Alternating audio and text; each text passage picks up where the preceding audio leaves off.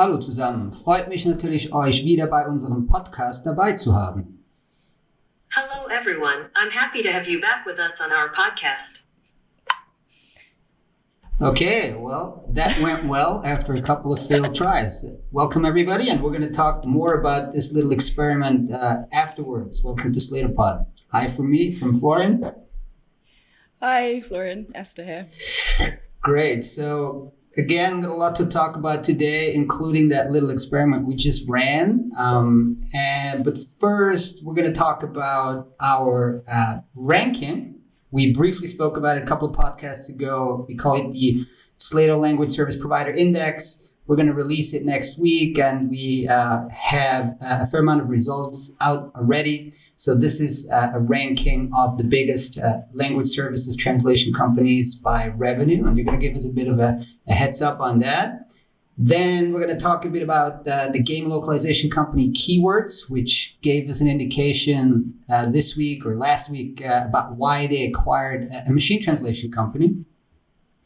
And then we talk about Capita TI. That's a language service provider based in London. We're going to talk about Norwegian police and what happened there with a big tender. And then we're going to talk about, well, Google Assistant, interpreter mode, what we just heard before. And then a couple of announcements around SlatorCon London. So without further ado, let's get started on the LSPI. Who's number one? Who's number two? Who's number three? Yep. Well, no big change, no real surprise from last year. TransPerfect, number one, Lionbridge follows, and then Language Line Solutions.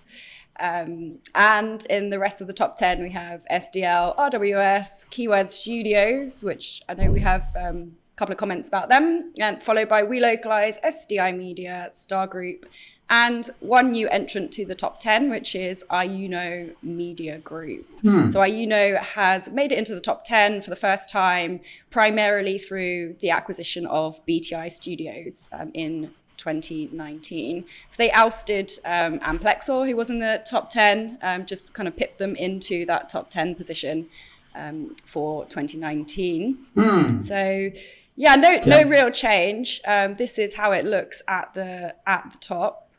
Some good growth across the board, some varied growth as well, largely kind of bolstered by acquisitions, as we saw with IUNO.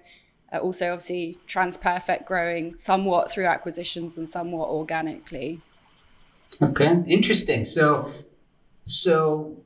basically, let's start at the bottom of that top 10 list. And you mentioned that Amplexor basically was removed from that or fell out of the top 10. But actually, if we look at Keyword Studios, they're only generating around 1/3 of their revenues in terms of for localizations. I guess if you look if you adjusted for that, absolutely, Keywords would fall outside of the top 10. And then Amplexor would move back in. Right? Quite right, yeah. I mean, Keywords is probably doing sort of 120 mil or something in language-related, localization language-related. We broke it down recently following their financial results, and they currently have 3 different business units that are doing localization testing, and then some of the audio dubbing services as well in a separate unit. Okay. And then we categorize, I mean, we're only going to talk about the biggest ones now because we don't want to bore people with going down to like 100 companies, right? But a list of 150. Is it 150 now? Almost, yeah. Oh, wow. I think we're about 150, yeah. All right, that's give or take. That's a lot. So how do we categorize it? This is a lot of these are a lot of individual companies. Are we bracketing it somehow?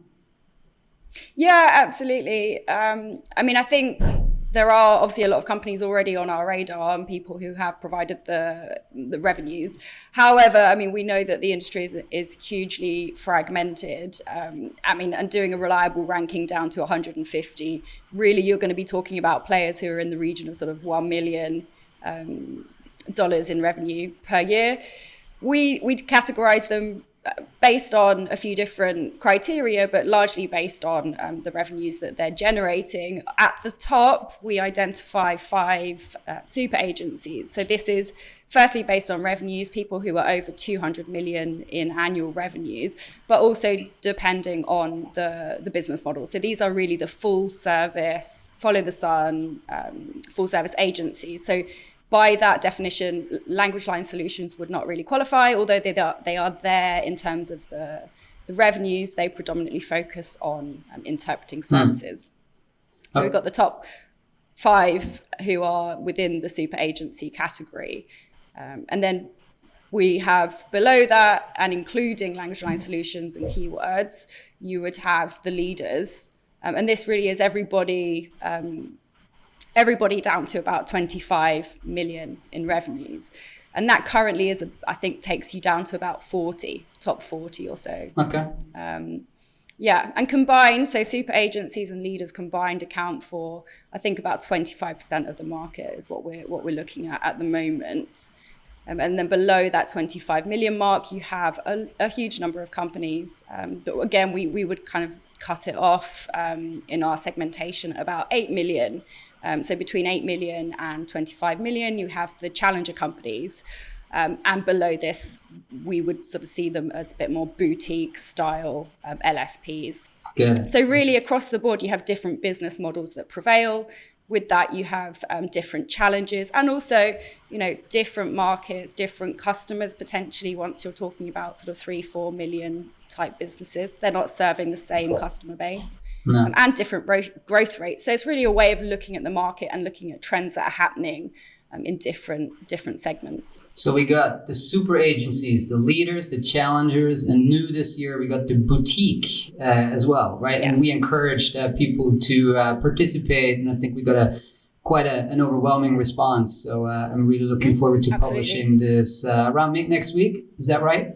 Yeah. Okay. Yes. Fantastic. Really looking forward to it. Obviously, we're going to talk about it potentially next week when you're in Canada, or maybe even the week after. There's a lot to unpack in these results, but glad to have given our listeners here a bit of an exclusive heads up. So fantastic. We spoke briefly about keywords in terms of their business, right? So we listened to their capital markets presentation that they hosted in London, I think about 10 days ago, maybe a week ago. So that was about 3 hours of presenting to their investors. Yes, it was. It was. I listened to it. Oh, you listened to it. I So confirm. now you confirm. So you're fully updated. They talked a lot about areas other than localization, but what kind of was particularly interesting to me was when they briefly described one of the use cases for the machine translation,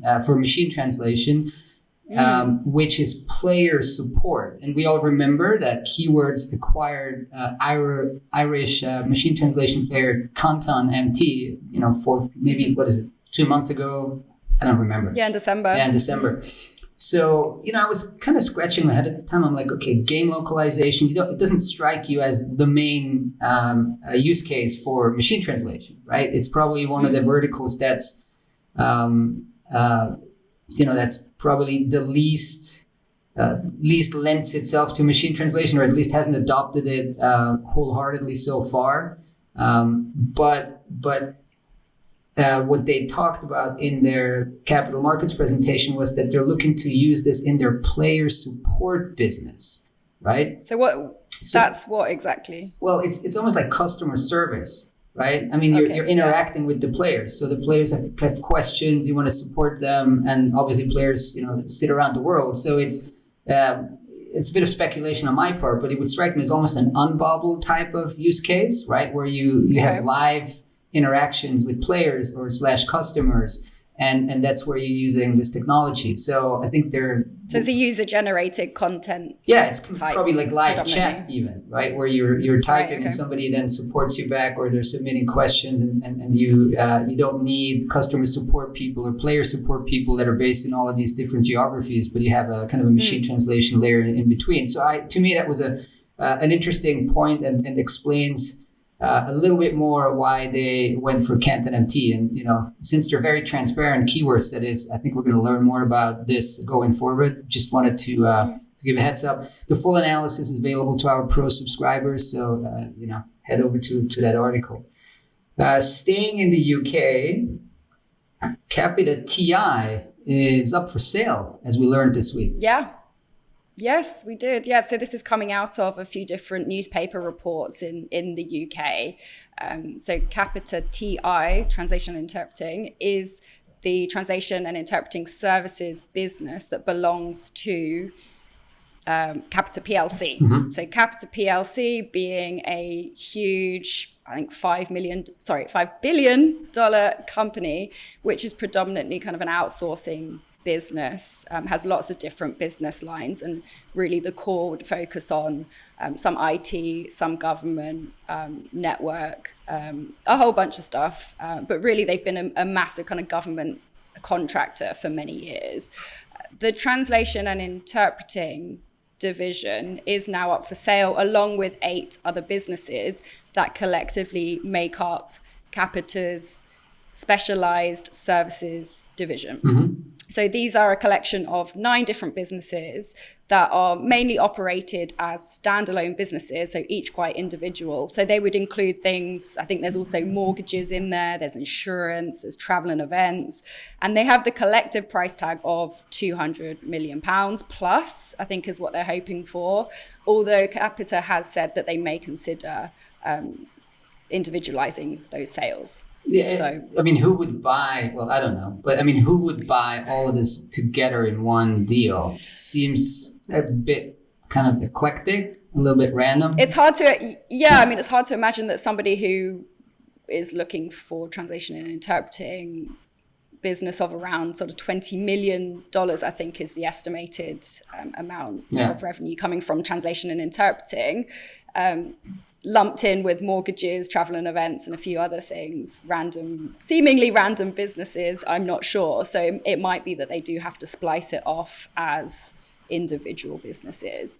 I mean, it accounts for a very small amount, like I said, of their total business. It's about 0.5%. The translation business, that is. The translation business. Yeah, the translation and interpreting.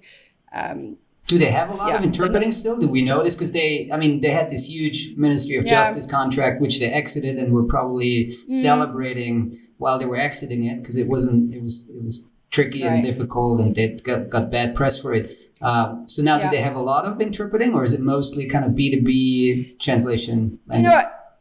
It's difficult to say, because I know they don't split out the revenue specifically or any kind of details for translation and interpreting. Specialized services itself is predominantly focused on private sector. So I think it was but this is looking at they only have 2018. And it's changed quite a lot. The businesses have been sort of moved around slightly. So it's difficult to say how much is public sector, how much is private, but I think there's probably a mix. And a mix between interpreting and translation also. But generally, they've got some technology in there as well. They've got like I think they were developing translation platform and interpreting software also a couple of years ago. Okay.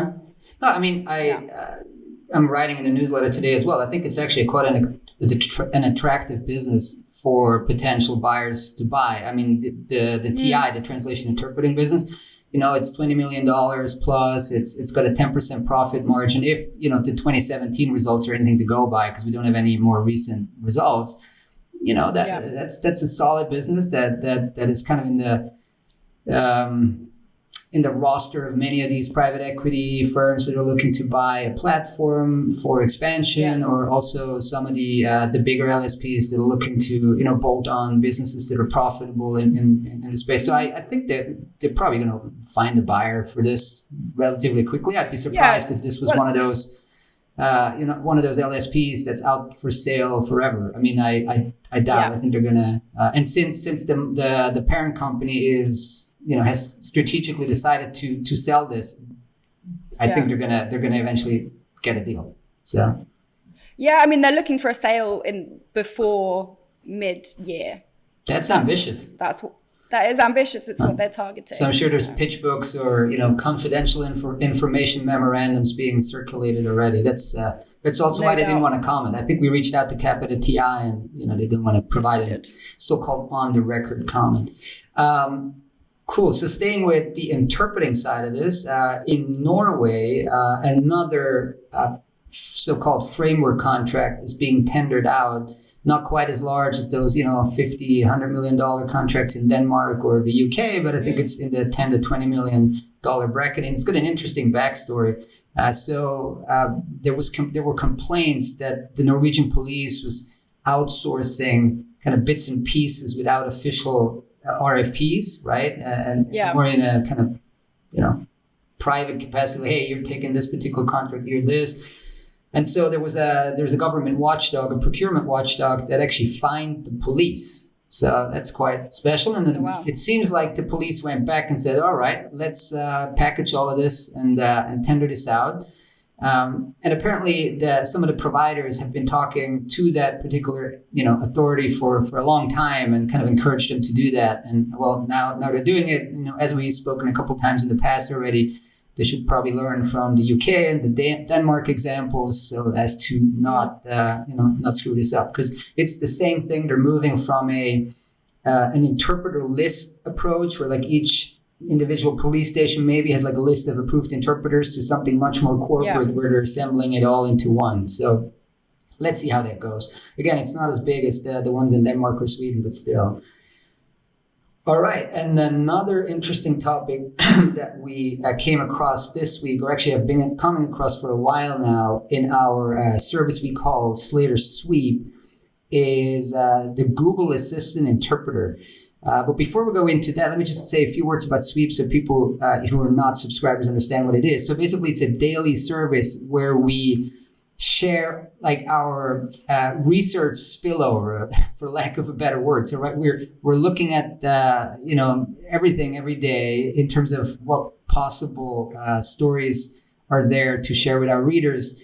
And if it doesn't make the cut for a Slator story, then we're packaging it into what we call Slator Sweep and send an email to subscribers that they can go to the original source and read it. So over the past few weeks, we've come across a lot of these stories around the Google Assistant Google Assistant / interpreter. So, Google Assistant is one of those, main Google services that you have, right? And it connects everything under the sun, your house, your thermostat, your car, maybe in the future.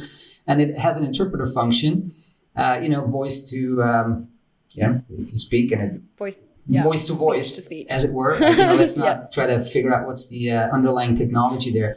And it's gotten a lot of press. So apparently American Airlines has launched this now as a kind of a trial in the Chicago airport, where in certain special premium lounges, they've installed it like on an iPad, and then people, speak Spanish, Chinese, and they can interact with the customer service agent there through the Google Assistant interpreter.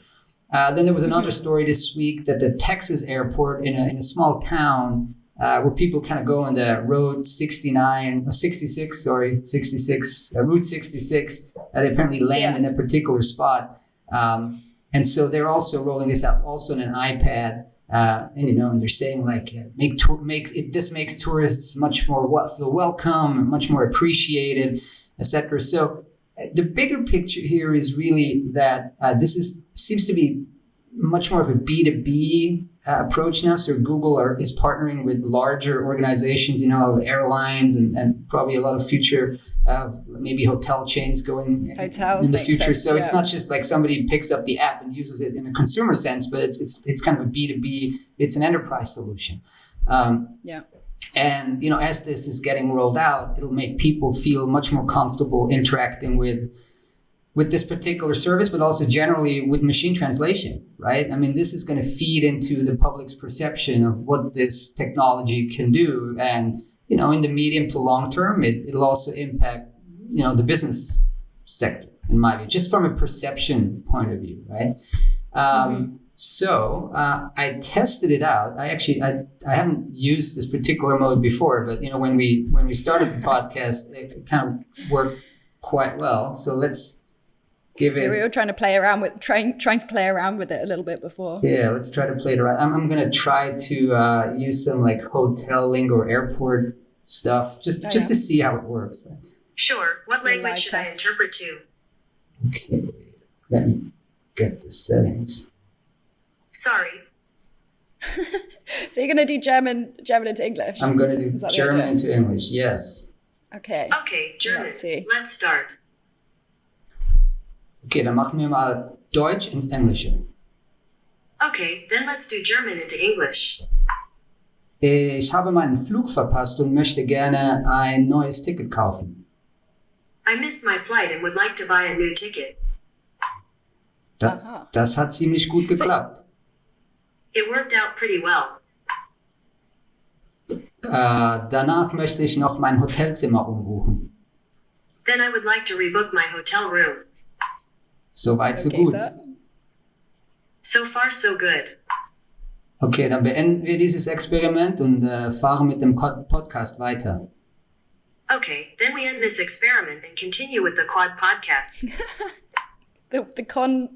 It said the Quad podcast, but that wasn't a translation Okay. issue. I actually saw on the display there that was a voice to whatever text issue. Voice recognition. Voice recognition issue, and I stopped it. So long story short, I mean Wait. that was pretty good.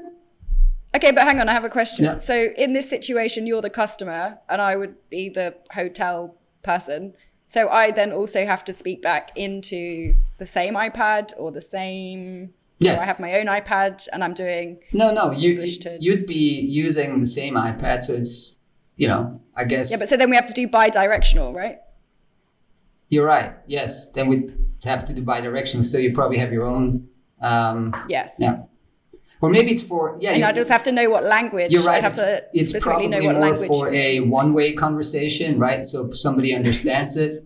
I don't know. You're right. That's one of the problems. Maybe that's the niche that those what do you call it?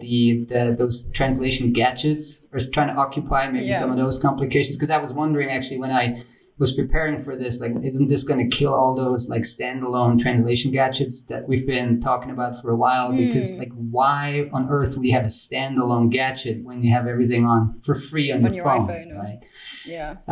Yeah, I think we should look into the two-way problem that it just raised, because Well, I mean, all I'd need to know is what language you're speaking originally to be able to respond through Google Assistant, I suppose. yeah, but it might throw it off. Like, okay, yeah, you can set it up on yours. Maybe there's a two-way setup there. Let's look into this and All right then. disclose it in the next podcast. I was quite excited to actually get this working on this one. So Yeah. cool. Yeah, again, I mean, for me, the broader point really is that, as this is being rolled out, it just makes consumers so much more comfortable interacting with this type of technology that, and it's not just text-based, but it's really, it's kind of in your daily life, so you remember it quite well. And for, places like China or Japan, where like some people have like zero active or passive knowledge of the language, this is super helpful, right? So interesting developments there. So we're mentioned a couple of times in the past, but we're really working hard to, get a great show off the ground for SlatorCon London. I'm really happy to announce our keynote speaker for day 2 for the SlatorCon. Her name is Iris Oris, and she's a VP at Facebook, Vice President of Internationalization, Product Quality, Product Experience, and Analytics at Facebook. Industry veteran, has been at Facebook for a while and has a very, very broad overview of the localization process, internationalization challenges. And, it's going to be a fascinating presentation. I really like when people are taking this kind of 30,000 foot view and look at how translation localization fits into the broader picture at such a large and advanced tech company. So really looking forward to this. Also, we're working very hard on the media and gaming side of the conference. That's day 1. So there's also a lot of great speakers that are being announced in the next couple of weeks. So I'm really looking forward to announcing that as well. Registrations are coming in, and hotel's fantastic. So don't wait. That's the main message there. All right. Well, that was it for today. Thanks a lot, Esther. Thanks a lot. See you next week. All right. Cheers. Bye-bye. Bye.